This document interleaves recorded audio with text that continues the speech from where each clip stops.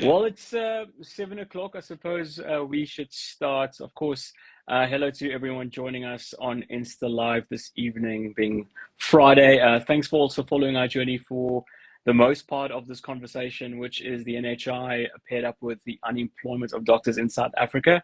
I'm going to take you a bit through the background of what we're going to talk about today. I'm going to introduce you to our esteemed guest as well, and then we can get into the conversation. The NHI Act aims to transform South Africa's healthcare system, ensuring equitable access to quality healthcare for all citizens. It proposes a centralized funding model to pool resources from both public and private sectors, aiming to address existing inequalities in the healthcare delivery. Now, like I said to you, I'm joined by the handsome, esteemed, and honorable guest, of course, Dr. Mandla Matshabe, who is the Mpumalanga Chairperson of SAMATU. Doc, how's it going? Uh, all is good. Thank you for having us, Samatu, in the province of Mpumalanga. Thanks you for the interaction, and we hope that it's going to assist everyone who is watching to better understand the NHI and our stance to challenge the NHI on the basis of staffing shortages in the province. No, absolutely, Doc. I think first and foremost, I mean, could you explain the primary objective of the NHI Act and why it's being introduced in South Africa? No, I think in your definition of the NHI, you've covered the most aspects. It is basically to bridge the gap that we have seen manifesting between the rich and the poor.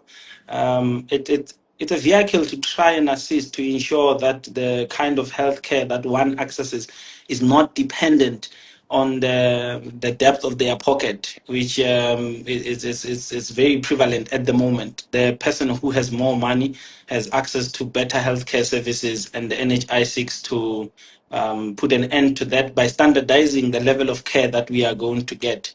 Ideally, when you look at it, does it benefit everyone who's a resident of South Africa?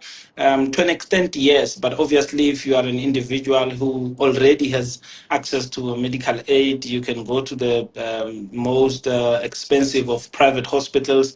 You would basically see this as a problem. But it's not to downgrade the level that people are getting at private hospital. It is to try and maximize the funds of the state and provide a standardized and equal. So it's more about equity and equality than it is about depriving those who have access of that access that they have worked hard for. It's I want people probably to look at it as a medical aid for everyone. So, as opposed to the medical aid that I could have now, let's say with Discovery, this is a medical aid for all South Africans that is going to be responsible for paying for all the healthcare needs that an average or a South African citizen is going to have. In that, obviously, because we have our international obligation, it is also going to be extended to asylum seekers, those who are here because in their countries there are wars and stuff. So it's going to be extended to anyone who's found within South Africa, as is the current healthcare system. That if a person is from Mozambique, is from Zimbabwe, and they are in need of urgent healthcare services, we are going to provide. That would still be the case, but with the NHI, at least we can be able to account for it, and we can be able to go back to those neighboring countries' legislations and request for what we have spent on their people. So I think that is the advantage that we would have. But basically, it's a medical aid for all South Africans, bridging the gap between the rich and the poor, whereby each and every South African citizen is going to have access to the same healthcare, and it is meant to benefit mostly the poor who are making use of the public healthcare sector. No, absolutely. I think when the NHI was first mentioned, I think a lot of folks were concerned about the amounts that they would be honored to kind of pay for this act. And I mean, I think that's one of the challenges. But what else do you think? What are the other current healthcare challenges you think that we face that the NHI could potentially fix going forward? Yeah. So the NHI by model, when you look at it, you would understand that to an extent it speaks to primary healthcare. And at the moment, one would know, I work in a regional hospital myself, and I have an understanding that we see more patients at hospital level than we should. If we were practicing the primary healthcare approach, it would mean that the PHC has a doctor, the CHC has a doctor, and with the NHI, even the general practitioner, the GP with a surgery would also be accredited as an NHI accredited general practitioner, whereby if one feels that they are unwell, they can go and consult, and government would take care of that bill. Basically, what it would do is it would help us to reach the primary healthcare system faster. And how does it do that? Because we have to employ more people in order for us to have access to basic healthcare facilities at the lowest levels. We must have a multidisciplinary team at our clinics, multidisciplinary team at the GP themselves, which is why you would see that there's a tendency, a trend. There are some privately owned clinics that are mushrooming all over South Africa. That is in response and in anticipation to the fact that they want to be accredited as NHI healthcare providers so that they could also potentially benefit from that. But the numbers that are going to now be attended at the PHC, at the CHC, at the private GPs, it's a reduction of the numbers that we see at hospital level, which means that the cost of service at hospital level are going to reduce, and we are going to promote health, prevent diseases, and treat only when necessary, as opposed to what we're doing now, which is only treating diseases. Because in South Africa, it's rare that someone who is perceived of good health goes to see a doctor. We only go and see a doctor when we feel that we are sick, and that is the biggest problem that we are having currently with the system as it is. No, absolutely. Also, viewers, if you have just joined the platform, of course, chatting to MP Chairperson of SAMATU Dr. Matshabe here. Doc, next question. How, and I think we've just barely touched on it, how does the government plan to fund and implement the NHI across both public Uh, and private sector? Have you got any insight on that?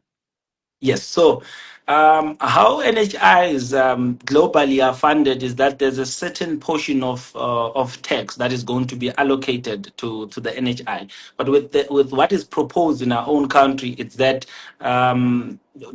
the tax that we are already paying is going to, there's a portion of it that is going to be allocated to NHI.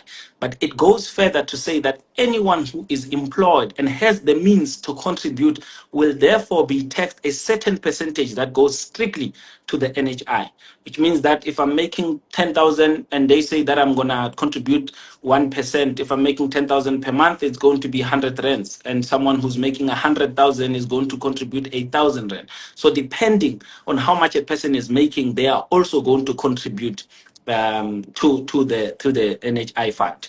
So how this is going to be controlled is that the Department of Treasury, the very same one that we are visiting on the 31st so that they can hire doctors, they are going to be responsible for managing this fund.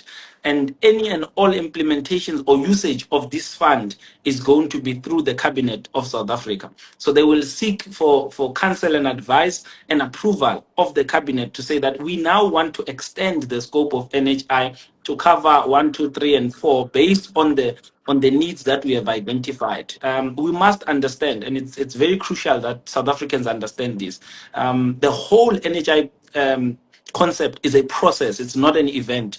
Now that it has been signed, it doesn't necessarily mean that it's going to come as it is and we're going to implement it as it is. There are certain changes that are going to happen. I'll give an example.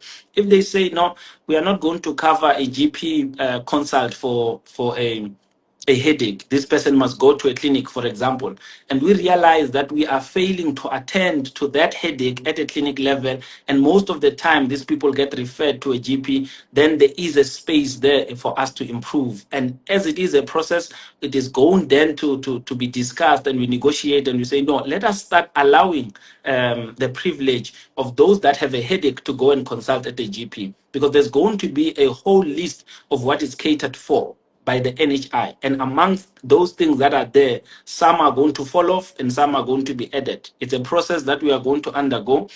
All countries that have implemented a universal health coverage have gone through those stages. They've suffered the losses and probably now benefiting from the gains, because the process is forever changing.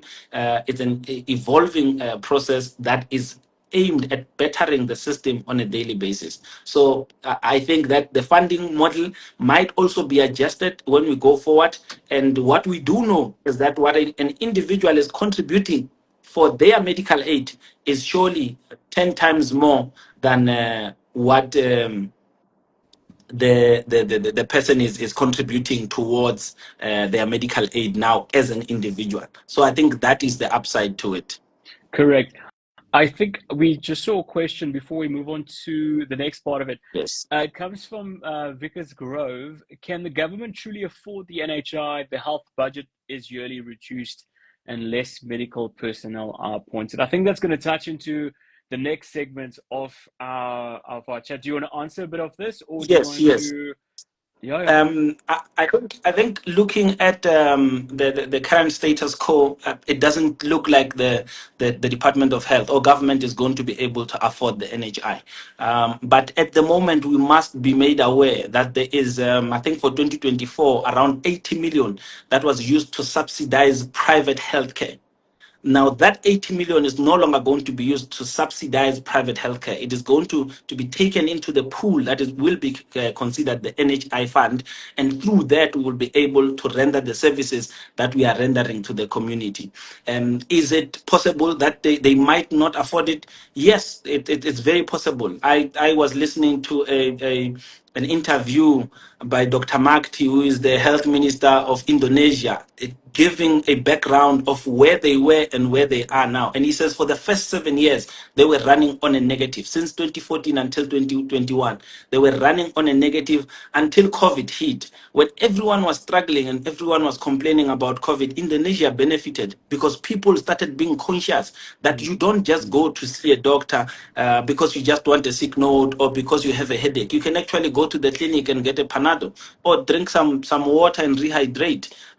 Some people have a headache because they were studying the whole night. That doesn't need a doctor to alleviate. So the high number of consultations that Indonesians were participating in on the basis of a new system that was being introduced reduced significantly because people became afraid of contacting COVID in the hospitals. Since Correct. 2021 until 2024, they are running at a positive. So South Africa is probably not going to be able to afford it. But as we continue, we are going to improve.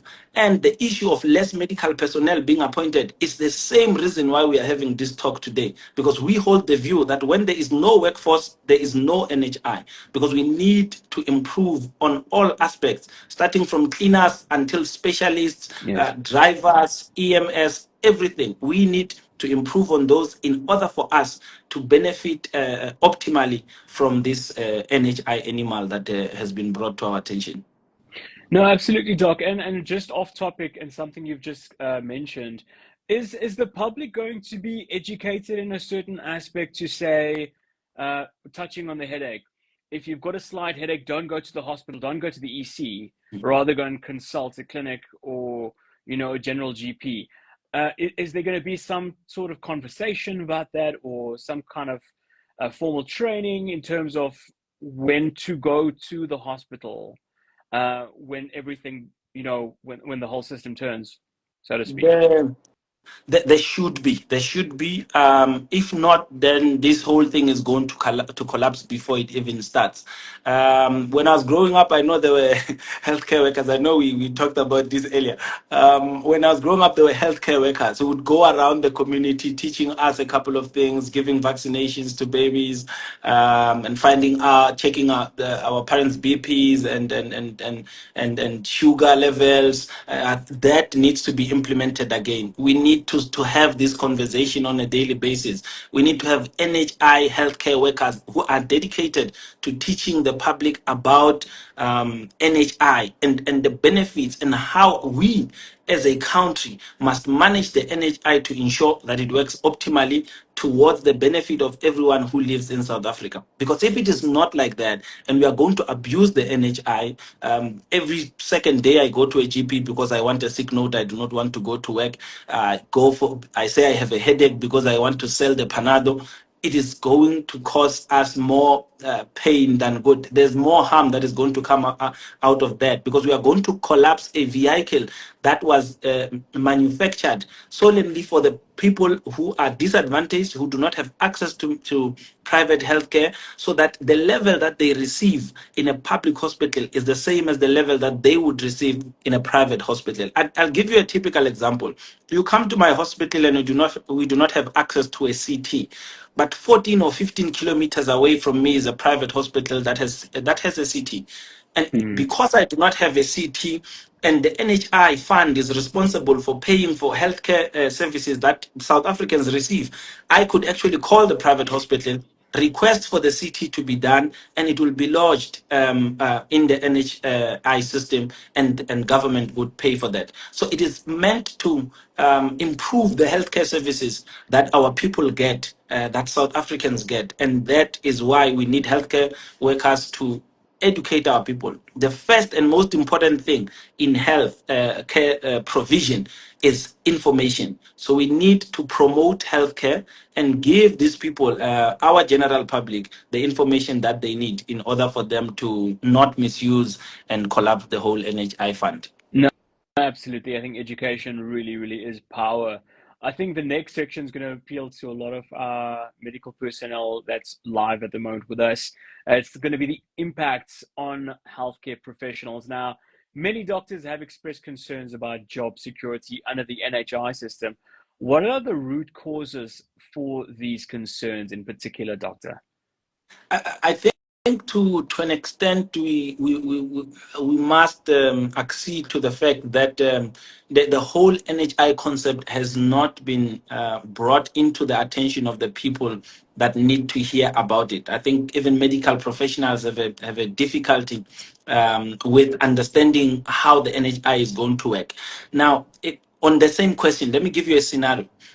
We have what we call primary health care centers, the PHC.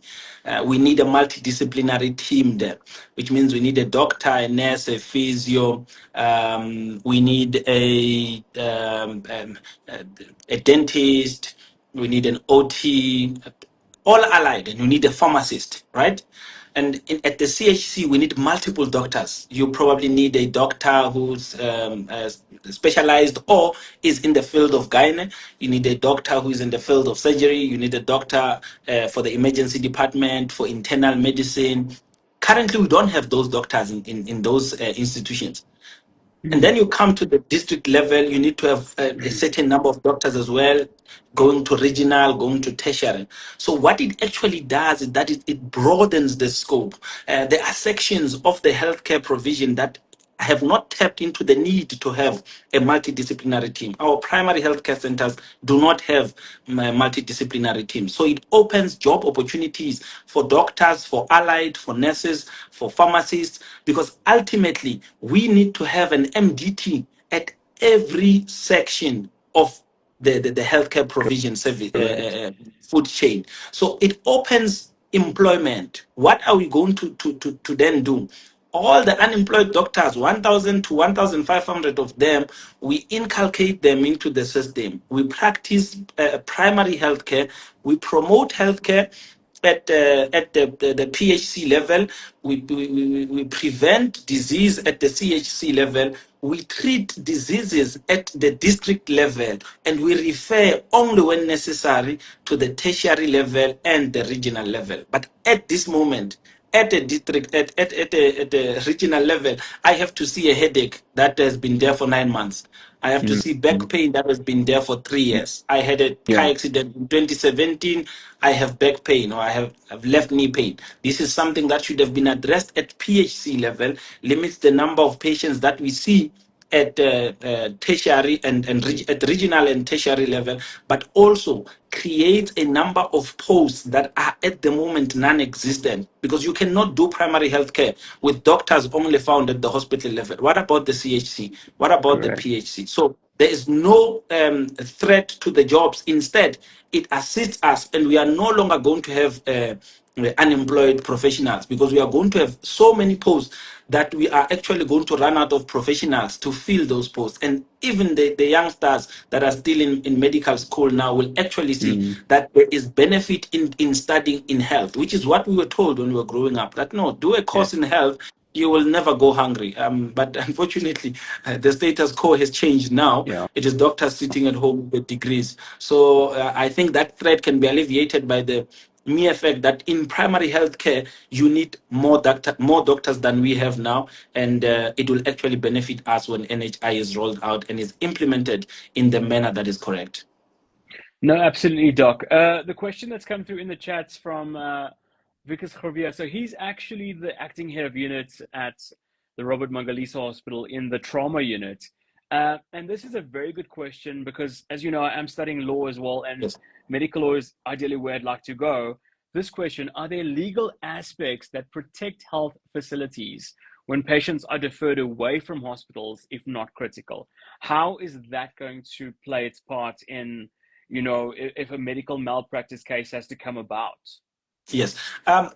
I think even now, even with the current system where we are functioning, there are certain levels of the food chain whereby a patient must not just walk in without a referral from a lower level. You are not supposed to go to a district level without a letter from a CHC. And if we do have fully functional PHCs and CHCs, then we defer these patients back to the necessary level where they must receive care. And hence, I was mentioning that you have a person with a headache for 9 months, clinically stable, hemodynamically stable. That patient must be seen at a PHC. And the doctor at the PHC level will say, I do not have access to a CT scan if there is a need, or I want this patient to be studied further. I want them to do an LP or whatever that the doctor feels is necessary, and refer the patient accordingly. That is where patient education comes into play. That is where promotion of health comes into play. That our community now is ignorant because we have not capacitated them to understand how things work. Sometimes it's just the patients trying to be smart. They know that over the weekends there are not a lot of patients, so they wait with their headache for the whole month, and on a random weekend when they are not working, they decide to go to the hospital. And it's Correct. unfortunate, but we must take the responsibility as well and say we have not educated them enough. So those legal aspects that the colleague is asking about are already there even in the current system. It is just that it cannot be implemented because there is a role as well that as healthcare professionals we might not have fulfilled, and government has failed there, and unfortunately we have to accede and say we have failed with government. But there is those aspects are already in existence to say that patients must be seen at the level that is Mm. appropriate for the disease profile or the ailment that they have or they present with currently. All right. Now, the next question is quite interesting as well. Will the NHI prioritize the integration of private sector doctors into the system? If so, how will this impact public sector doctors? Yes. So I think the integration, Clive, comes more on the part where we are saying that the services rendered in public are going to be almost the same or up to par with the services rendered at private. And here we're not talking about the attitude of the personnel and the way they respond or the way they talk to you. We're basically talking about the access that you have to healthcare. I'll give an example. You can go to a regional hospital that does not have access to a CT, but as I said, 17 kilometers away, there is a CT, right? So there's no integration per se. What is going to happen Mm. is a standardization of the healthcare services that patients receive. Because what we do not have in public, they will be able to get in private. And the only thing probably that is going to become a problem is that because the NHI fund will be responsible for procuring healthcare services and then bringing them to the doorstep of the population, there is Mm. going to be some regulations on the pricing. If you would, I think you would know yourself that in the same complex you can have a general practitioner charging 750 for a consult, but 2 minutes away there's another one charging 900 for a consult. That is no longer going to happen because it must be standardized. Remember, there's one fund that is paying for it, so it will determine how much a consult is worth. And this whole thing of I go to this doctor, paracetamol costs 50 rand, and on the next doctor it's the same paracetamol, it costs 250. It's also not going to be happening because there's going to be a standardization of all of this pricing to ensure that we do not get, let me say, ripped off, or patients do not get ripped off. And at that time, remember, it's no longer the patient going out of pocket. Even some medical aids have that no, you must pay a certain percentage out of pocket. We will no longer be having that. All services that are necessary to keep a patient alive, they are going to happen. They are going to be covered by the NHI, and anything that is extra, anything that is cosmetic, anything that is not life-saving, then someone can say, I have a medical aid, and my medical aid is going to cover this because it is considered as non-essential or as non-emergency, and therefore would not be covered. But obviously, all ailments must be covered to ensure that we do not lose patients on the basis that NHI does not fund it. So I think that there's no concern in terms of merging the two systems. It's just two systems that are going to exist or coexist. Better said, they're going to coexist, and us who are in the public sector, we are going to be able at least to benefit from some of the resources that private sector has. And the only thing maybe that is going to be a problem is the regulation of the pricing. Augmenting at a private hospital is going to cost the same as augmenting in public, and even at the GP. So that is a standardization of healthcare. It's a socialistic approach to healthcare provision to ensure that you do not have someone benefiting a lot because they can pay more. It basically it does what communism seeks to do, to Yes. level out the ground and ensure that each and everyone is receiving as the same way across the whole country. I think that's the whole point of NHI. No, absolutely. Again, to viewers that just joined us, we are joined by a esteemed guest. He is the MP Chairperson for SAMATU, Dr. Matshabe. Remember, guys, if you do want to ask us any questions, you can type it in the comments below and we will get to it. Doc, moving on and speaking about fairness, Yes. is there sufficient measures for the NHI bill to ensure fair compensation and working conditions for all healthcare professionals? Um, yeah, remember that the NHI just comes in as a funding mechanism. I'm sure you'll sum up the question from Vickers Groove, ne?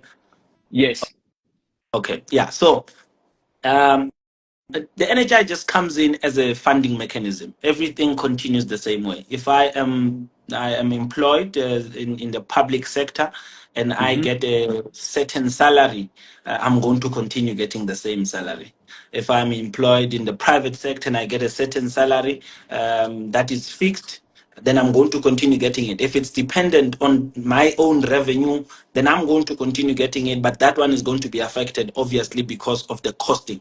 The correct. only way to go around the costing would be if that person has a medical aid and you cost directly to the medical aid. And I do not know if medical aids are going to stay the same or they're also going to follow Mm, the mandate that would have been given by the NHI.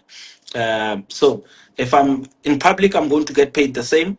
If I'm in private, I'm going to get paid the same. The working conditions and the infrastructure, obviously, that is what we are championing as a union, to say that we must be able to modify where modification is needed. We yes. must be able to renovate where renovation is necessary. And we know that most of our hospitals are old.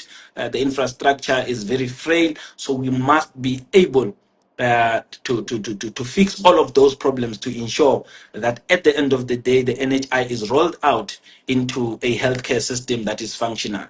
But the reality is, The NHI cannot wait for all of these things to be fixed.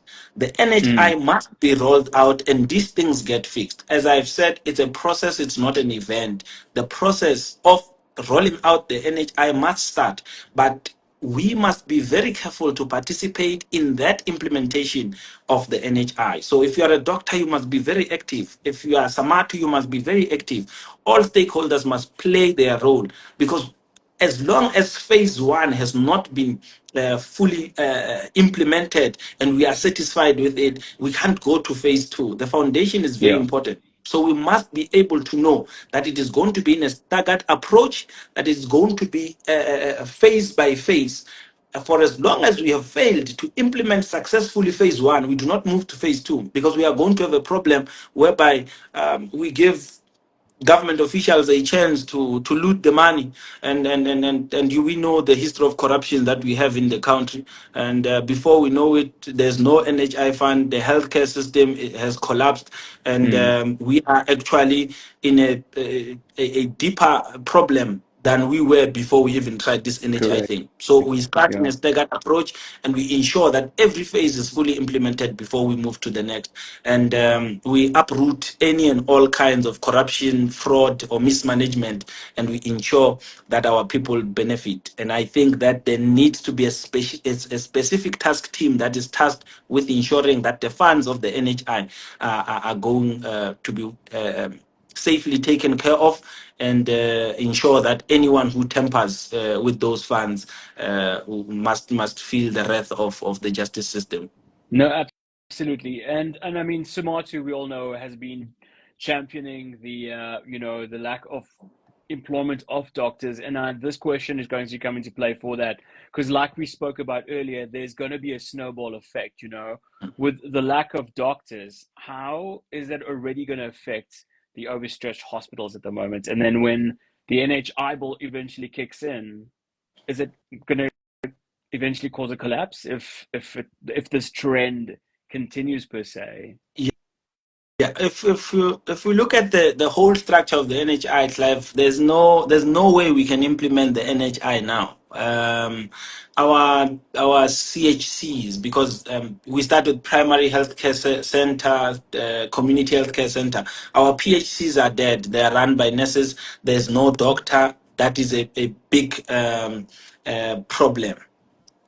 But the CHCs themselves, they have little to no doctors. The CHCs that do have doctors, and I'll speak only on Mpumalanga, the Mm-hmm. CHCs that do have doctors is these doctors who are linked to NPOs who come on a Thursday only to see the patients and they leave. Or sometimes it's an outreach from a higher institution of service, like a regional hospital gives outreach to a clinic, but we do not have doctors stationed there, which means that we cannot implement or roll out NHI. It's impossible with the current status quo. So we must start now to prepare ourselves in terms of human resource, to ensure that there's a doctor, there's a multidisciplinary team at the PHC level, there's a multidisciplinary team that is higher in terms of quality, because in the PHC we just need a doctor. In the CHC we need a doctor for multiple specialties, multiple basic specialties. We need a pediatric doctor there, even if it's not a pediatrician, but we need a doctor who's going to focus on babies, a doctor who's going to focus on females, on a surgical doctor, internal medicine doctor. We need a doctor who's going to be in the emergency department.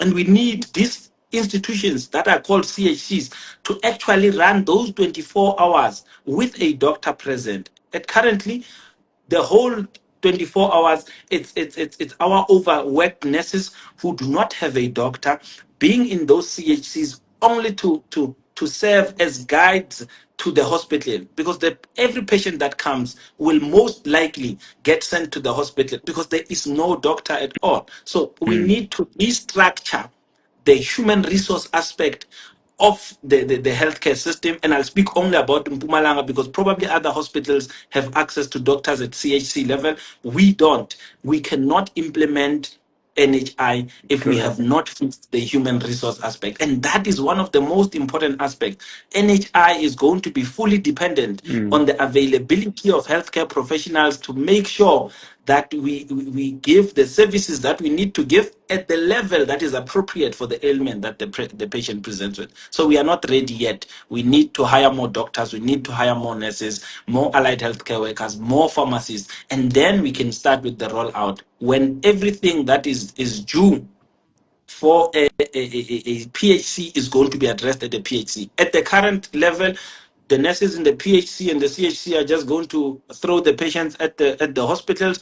The hospitals are to be overcrowded, and people are just going to be going crazy because there's a new reform or a new act that is allowing them to go wherever they want to go, and it's going to create havoc. So we start with the human resource and we implement measures that are going to ensure that there is no possibility that this whole thing is going to be defrauded, because even the government must go into business now with general practitioners who have surgeries. We need to safeguard that aspect as well. We need to ensure that in the claims that we are going to get from the GPs, because they are going to be paid on the number of patients that they have seen, that the claims that we get actually amount to warm bodies that actually did consult, and they consulted for what they are saying they consulted for. So it might be a long way, but human resource and stringent measures to ensure accountability and compliance must be put in place before we actually venture into the rollout of the NHI. No, absolutely. I'm glad you touched on the other working professionals as well in the medical field. I mean, I'll probably summarize the two questions together. So, of course, the understaffing in terms of doctors, how's that going to ideally affect the nursing staff, because their workloads are going to double tenfold? And to top that off, the shortage of staff like cleaners, how is that going to affect the hospitals, clinics per se, in terms of the NHI? Yeah, well, when we look at the issue of the staffing, I think that we must put it at high regard.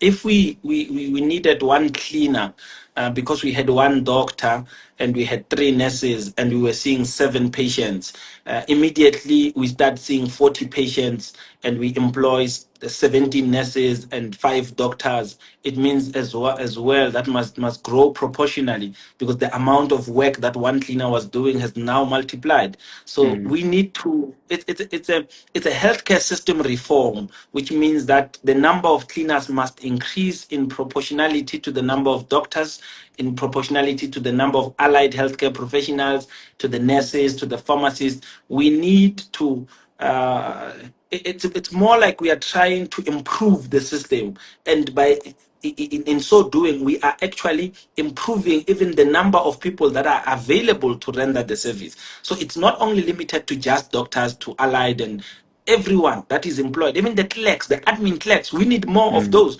because if we had one and they were servicing 17,000 patients per month, now it's going to change. They are going to start servicing 25,000, because all of the patients that were going straight to the hospital are now coming back to be attended at the CHC level. All this hypertension, diabetes, HIV will be seen at the CHC because we have an MDT at the CHC. So it means that we need proportionally to increase the number of any and all staff members that are existent in that facility, to ensure that we do not overwork anyone, because this is not a plight of only doctors, it's a plight also of cleaners, it's a plight also of nurses. So in that regard, we must improve and increase the number of people that are employed in all these facilities. No, absolutely, Doc. And I mean, regarding patient care, because it is going to be a ripple effect, ideally, what's in your opinion or your knowledge? Because I've read through the NHI, I haven't really seen anything in terms of patient data collection. How are we going to keep track of which facility the patient had come from in terms of medical records and what was administered, if it was chronic meds per se, or if the patient is a new patient, or or comes to unconscious even for that matter? How do we track these patients aside from their date of birth? Yeah. So the NHI has going to implement what we call the NHI system, which is basically a data collection vehicle that is going to ensure that the information of every patient is saved electronically and can be accessed from anywhere in the world, as long as that person is NHI accredited for South Africa. I could be Right. able to get. You could just give me your name and your ID number, and I go in and I see that 2 months ago you consulted for a headache.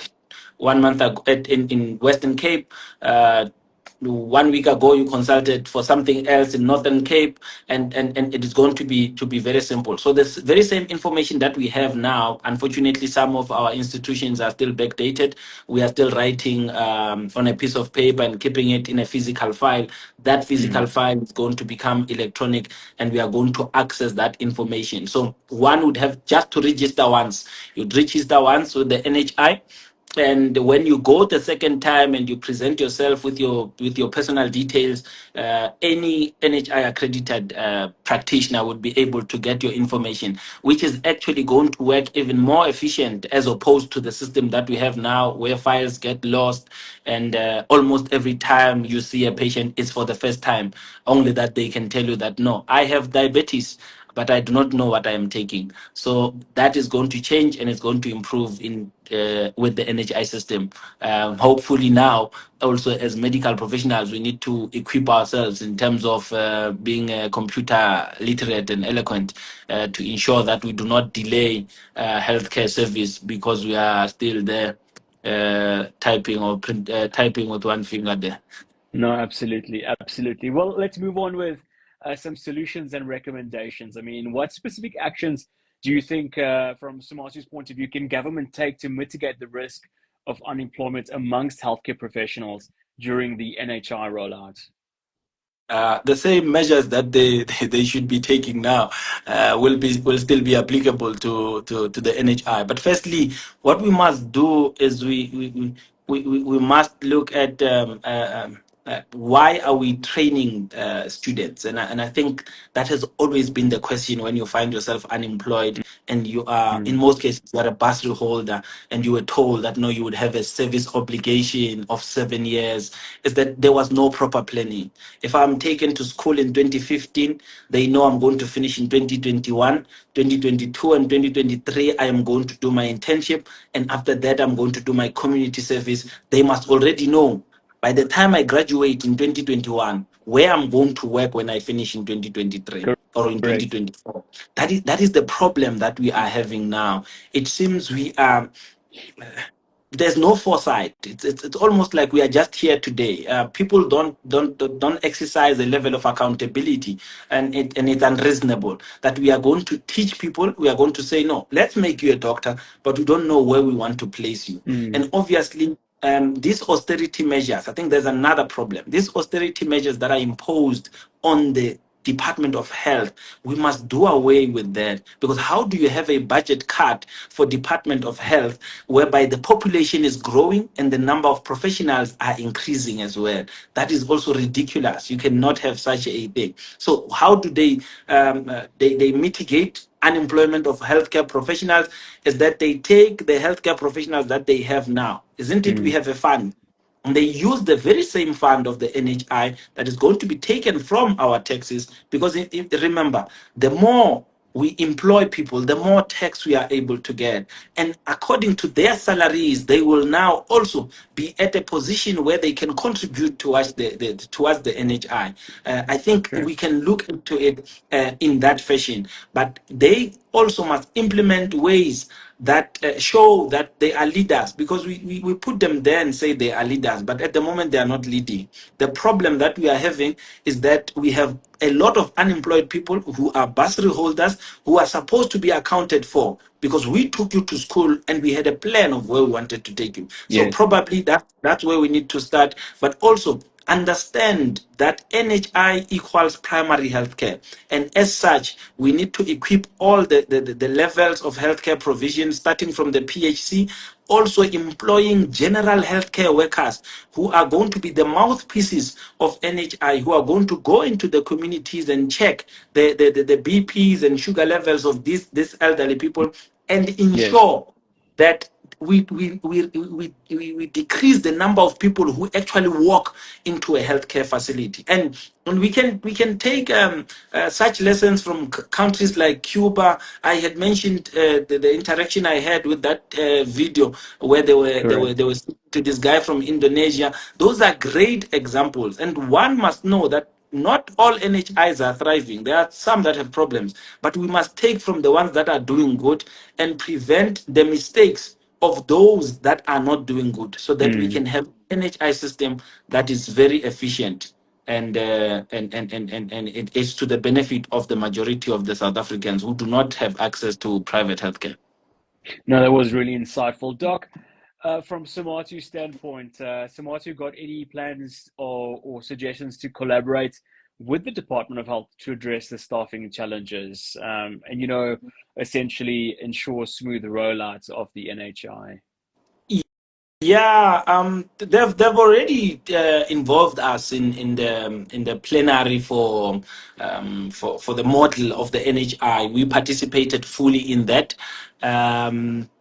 So I think in even now as we continue, one would know that I'm not sure if it's as public knowledge as it is to me, but our general secretary, by virtue of being an important stakeholder, sits in the Presidential Health Advisory Committee.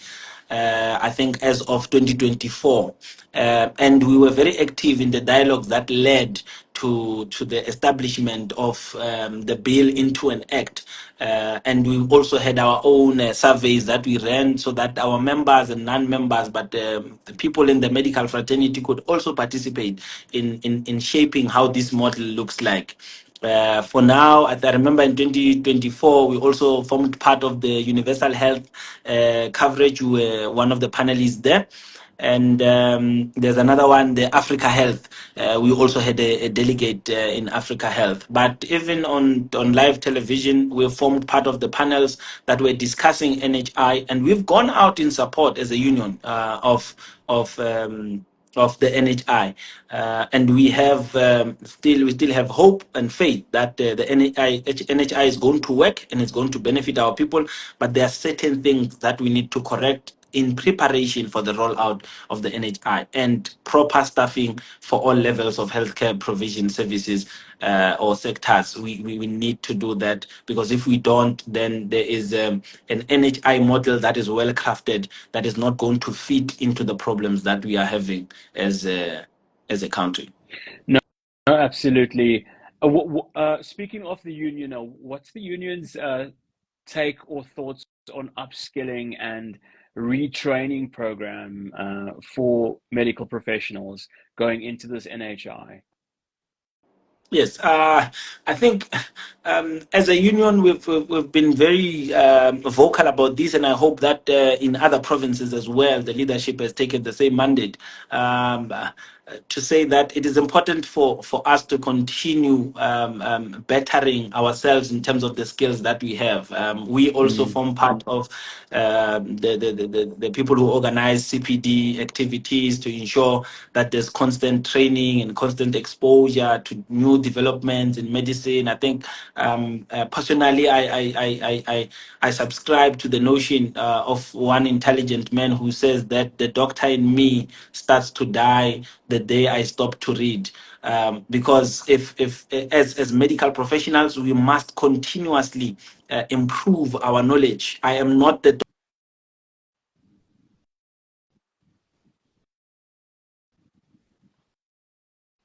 2021, and that is Mm. largely due to the exposure that I have had, whether be it studying or be it seminars or discussions or debate. So medical professionals, not just doctors, must continue to improve their skills and their knowledge through learning and attending CPD accredited activities. And we hold the view that when that happens, we will be in a position to even train better the ones that are coming into the system.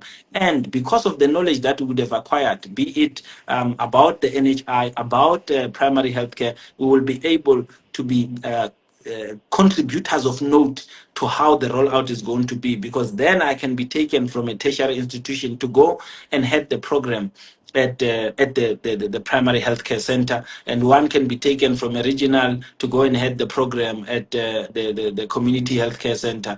But the continuous upskilling, the continuous learning of medical professionals, not just doctors, is very important to ensure that we give optimal service to the community that is in dire need. No, fully agreed. I think the CPD events are definitely a winner in terms of, introducing doctors to further or newer developments in healthcare and their training. Moving on to the next question, what has been SAMATU's involvement in consultations regarding the NHI? Are healthcare workers' concerns being adequately heard? Yes.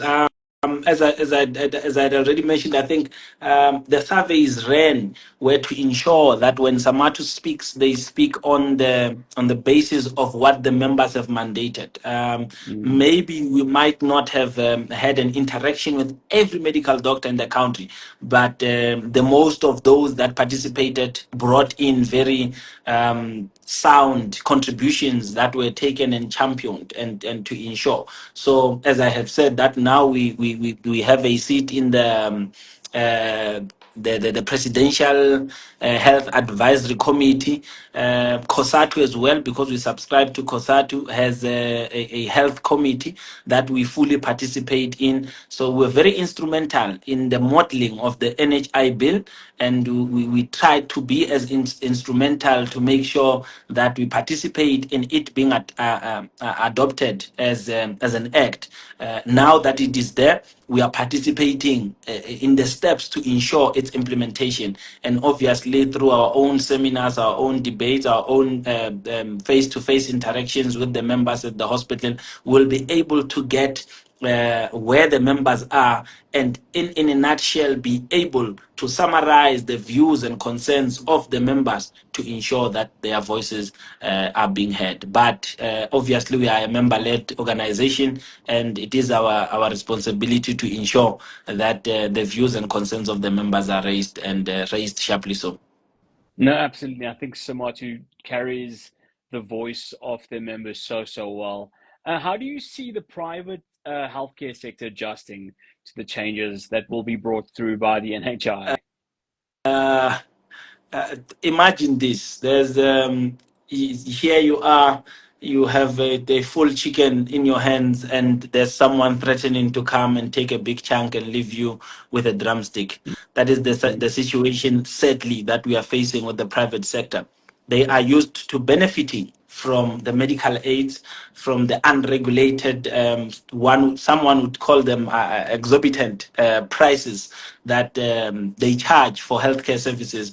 And now an animal called NHI comes and wants to take that away. I think there is going to be a problem there, because what is going to happen is that we are taking what they were we are taking their bread in a way, because we want to mm, standardize, we want to regulate how much they charge.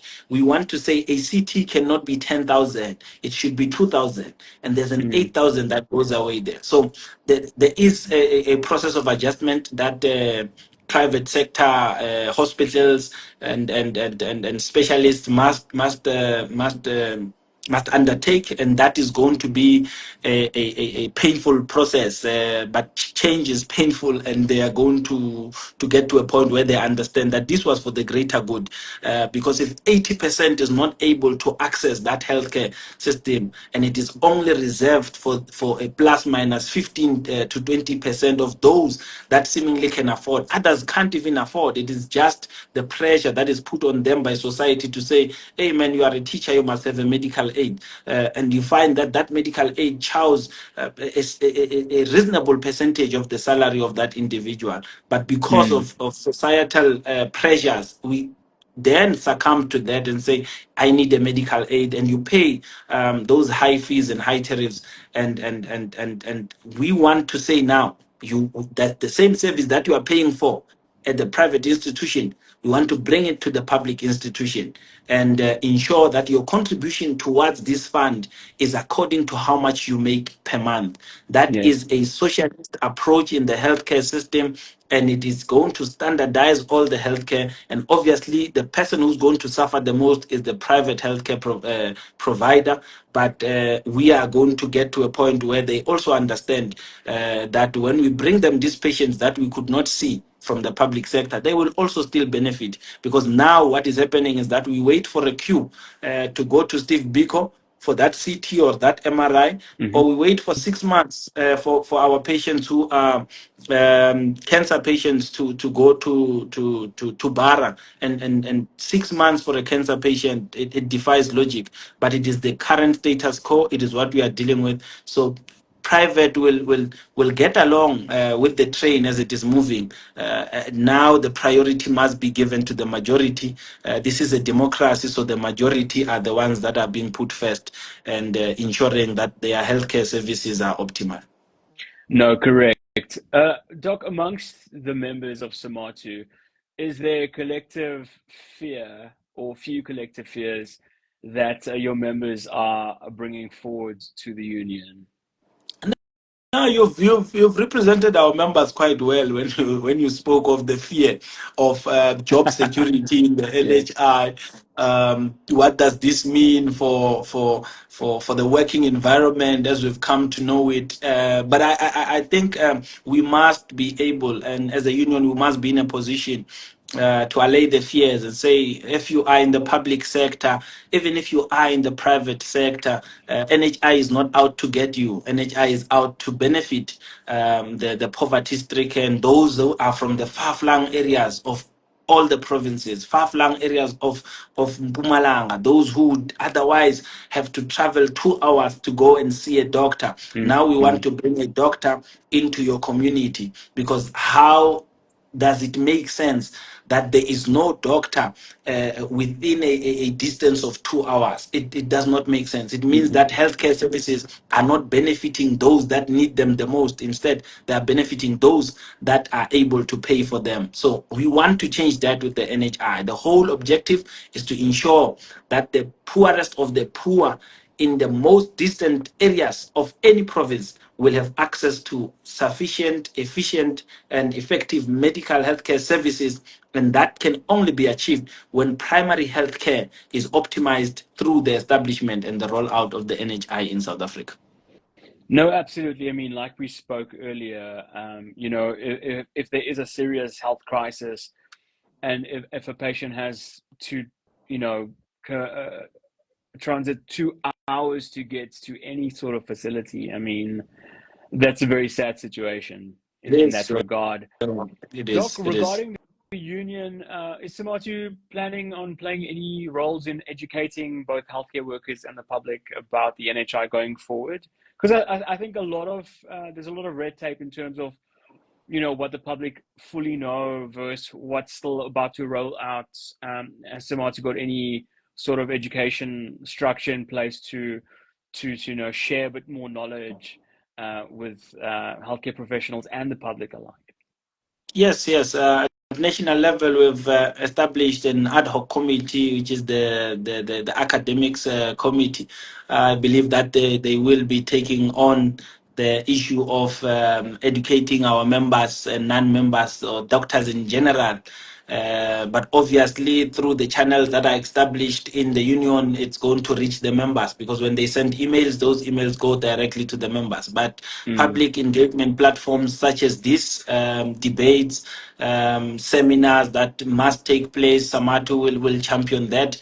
And obviously, with our General Secretary sitting in the advisory board, this means that we have more to contribute towards the greater good and the bigger picture of the NHI. So it's a stance we undertake upon ourselves to say that in every province there must be an academic program that is outlined by SAMATU to ensure that our members are educated, but also not just limiting it to our members and the doctors. Also, the students must be inculcated. We must find a way to include the student in Mm. this in this conversation, because how do we expect them to come and be and be fruitful in the system of NHI when they have not been educated about it, because the focus was only on doctors or already qualified doctors. So we must also extend it to that level to say, let us speak about the NHI, because I must be able to ask a first or second year student on what is the NHI and what do you think must be changed with regards to the NHI. Because remember, these students are going to form part of the machinery that we are going to use to educate the community. So it is important to start it at the foundation phase, at the university level. We must collaborate with the universities to champion the issue of NHI in our lifetime and ensure that those who are qualified and those who are still to qualify are on the same level in terms of NHI, so that they can be ambassadors of NHI when they get into the system. And we limit the emigration of doctors to the private sector and overseas, because we do not want that to happen. We want our doctors to come and fuel the struggling public sector that we have in the country. And that must be the mandate of everyone, including the Minister of Health in the Republic. No, agreed. I think a holistic, a part of education regarding NHI, especially at campus level, I think is going to be so important. Starting off even at first year, like you say. So when they do eventually get into the hospitals, they're well aware of the system, how it's been running, if it has been, or what's to come. So I think those were very, very important points you bring up there. Last question to close off. It is gone 8 o'clock. Doc, in closing, what's your message to healthcare professionals out there who are uncertain about their future under the NHI system? I think as healthcare professionals, we must undertake the responsibility to feed ourselves as much information as possible concerning the NHI. It is no longer a bill now, it is an act. It is a matter of time until the rollout, the prominent rollout is undertaken. But if you look at it now, there's already traces of NHI that is creeping in the community. We already have NHI posts. These doctors would go to the clinic 2 hours, 3 hours. That defies the whole purpose of primary healthcare, because a doctor at a primary healthcare center must be there, must share in the problems of the community, must understand the problems of the community. Basically, they must stay and they must live in that community so that they understand every issue that is happening in that community. But at the moment, the way it is being rolled out with the NHI posts, it's for us as a union ineffective and should be scrapped out. NHI seeks to mimic primary health care. It has embedded in its core the ethics of primary healthcare, and it must seek, because now what we are seeing happening is doesn't seek to show us primary healthcare.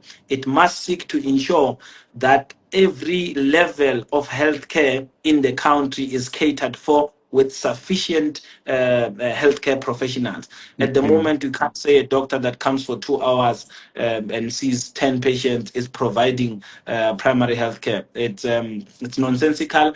It's an approach that must not be promoted. We must change that, and we must address the issue of primary healthcare, starting with placing doctors at PHC level and CHC level.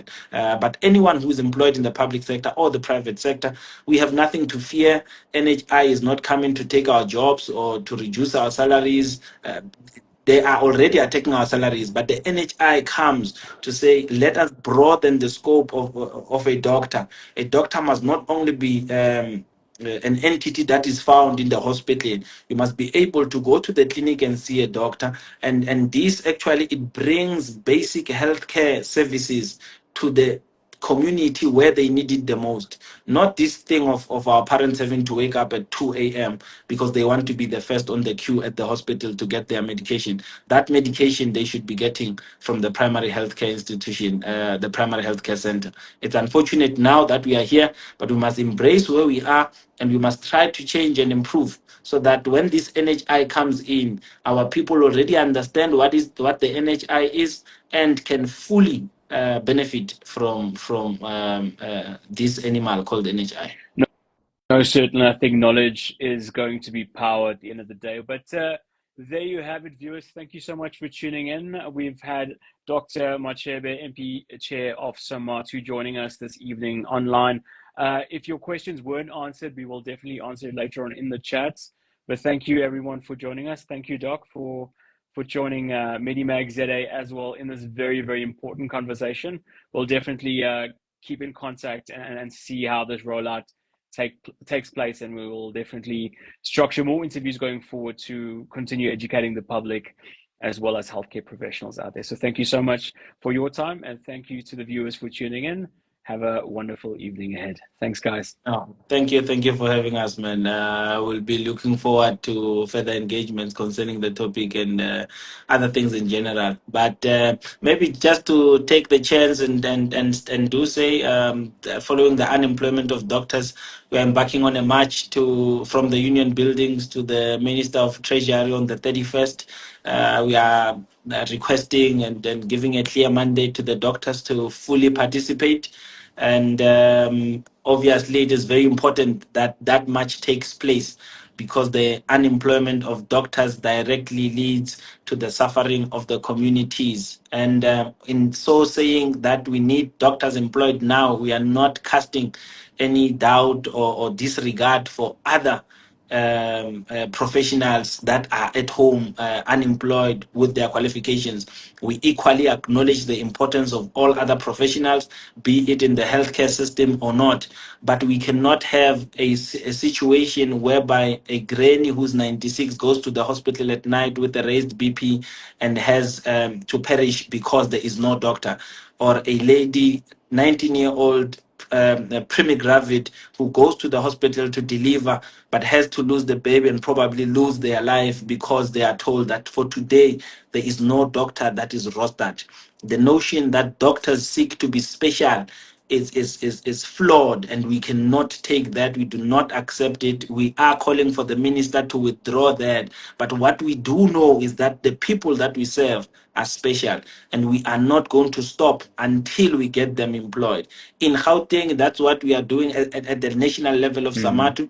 We are going to visit the treasury to plead with them to free up the funds. And in Mpumalanga, we are waiting for their response on the 27th. And unfortunately, if they do not hire the doctors, we are going to have to take a radical stance of withdrawing all doctors from the system and asking them to come and join us when we camp at the doorstep of the person who's making the decision.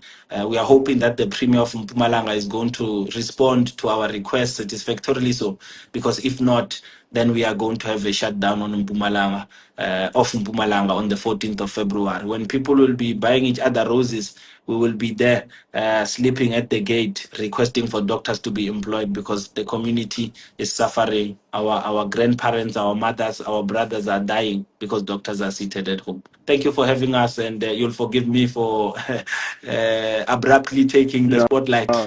No, that's perfect. I mean, at the end of the day, I think the communications are important, and it's such an important conversation for the country to be having, not just medical workers. So I congratulate you on your everything that SAMATU does as well, and thank you once again for opening up and chatting to MEDIMAGZA on this very important topic, Doc. No, thank you, man. Good night to you and everyone who tuned in. Thank you. Good night. Thanks, guys. Ciao.